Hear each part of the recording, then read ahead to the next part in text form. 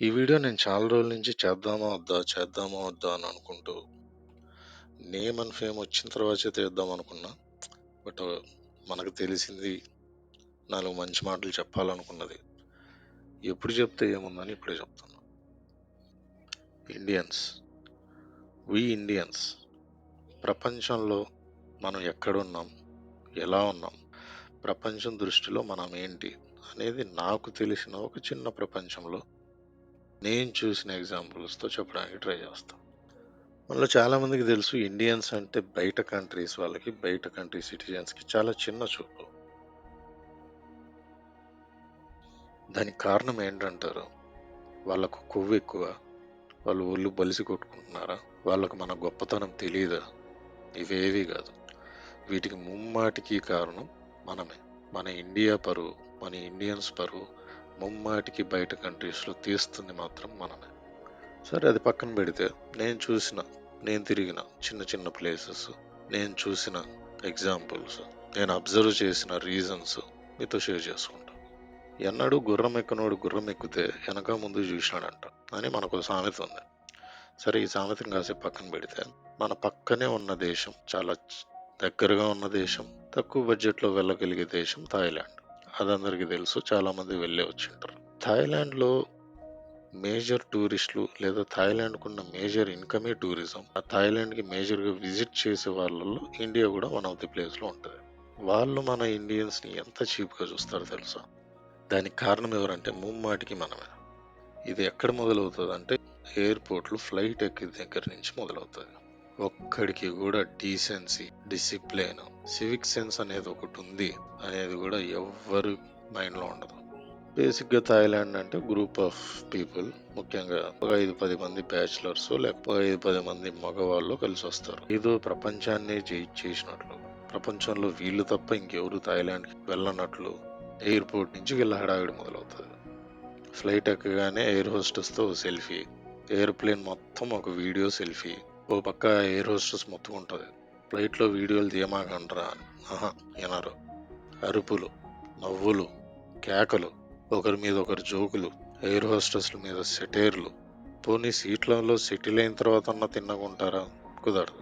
మాటి మాటికి బటన్ నొక్కి ఎయిర్ హోస్టల్స్ పిలుచుకోవడాలు, ఒక వాళ్ళకి డిస్టర్బెన్స్ ఉంటుందేమో అని కూడా లేకుండా గట్టిగా అరవడాలు. ఇంకా థాయిలాండ్లో ల్యాండ్ అయినా ఉంటుంది, ట్యాక్సీ తీసుకొని రూమ్కి వెళ్ళేంత వరకు, రూమ్లో దిగిన తర్వాత సిటీ టూర్లో మొదలు. బేసిక్గా థాయిలాండ్ అనేది చాలా బ్యూటిఫుల్ కంట్రీ. నాకు వాళ్ళన్న వాళ్ళ కల్చర్ అన్న చాలా ఇష్టం. మనకు అతిథి దేవో భవ అని పెద్దలు అన్నారే కానీ మనం అతిథులను దేవుడిగా భావిస్తామో లేదో నాకు తెలియదు. బట్ వాళ్ళు మాత్రం అతిథుల్ని నిజంగానే దేవుళ్ళ భావిస్తారు. Until and unless if we are Indians. మనం ఇండియా నుంచి వచ్చామని తెలిస్తే మాత్రం కుక్కలా చూస్తారు.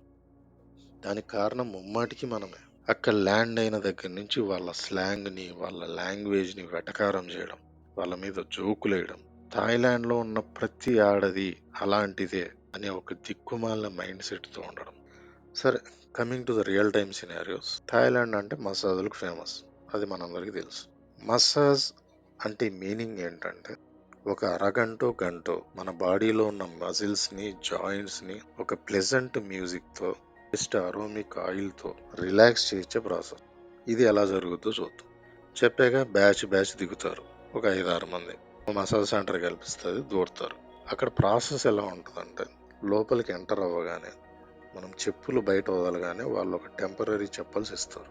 దానికంటే ముందు మనల్ని ఒక చైర్లో కూర్చోబెట్టి ల్యూక్వామ్ వాటర్ ఉన్న ఒక వెజల్ తీసుకొచ్చి మన కాళ్ళు అందులో పెట్టి ఒక మాయిశ్చరైజర్ క్రీమ్ లాంటిది అందులో వేసి నీట్గా మన కాళ్ళు కడిగి ఒక టర్కీ టవల్తో మన కాళ్ళను తుడిచి ఆ తర్వాత లెగ్ మసాజ్ ఏంటనేది తీసుకెళ్తారు. ఇక మన బ్యాచ్ ఎంటర్ అవుద్దిగా. ఇక్కడ ఎంటర్ అవ్వగానే వాళ్ళకు విష్ చేస్తారు.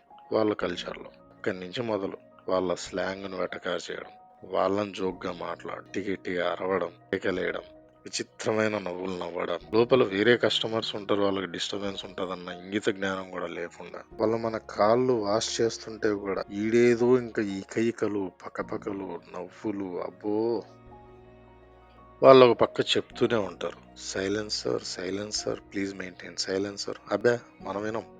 సరే ఒకడు లెగ్ మసాజ్ అంటాడు, ఒకడు హెడ్ మసాజ్ అంటాడు, బాడీ మసాజ్ అంటాడు. ఎవరికి కావాల్సింది ఒకరు చేస్తాం. ఒక 10 చైర్లు ఉంటే ఫస్ట్ చైర్లో ఒకడు కూర్చోబెడతాడు, లాస్ట్ చైర్లో ఒకడిని కూర్చోబెడతారు బేస్డ్ ఆన్ ద వేకెన్సీ. ఈ లాస్ట్ చైర్లో ఉన్నోడు ఆ ఫస్ట్ చైర్లో ఉన్నోడితో మాట్లాడుతుంటాడు. అరే సురేష్, అరే రమేష్, ఎట్లుందిరా? అరుపులు, కేకలు, ఇకయికలు. అక్కడ ఇదంతా అబ్జర్వ్ చేస్తున్న వేరే కంట్రీస్ నుంచి వచ్చిన కస్టమర్స్. మనం స్పెసిఫిక్ గా చెప్పాల్సిన అవసరం లే, మన ముఖం చూస్తే తెలిసిపోద్ది మనం ఇండియన్స్ అని. ఇంకొకడైతే దారుణం. నోట్లో ఉన్న పాన్ పరాగ్ని ఊయడానికి ఏకంగా డబ్బా తెచ్చుకున్నాడు.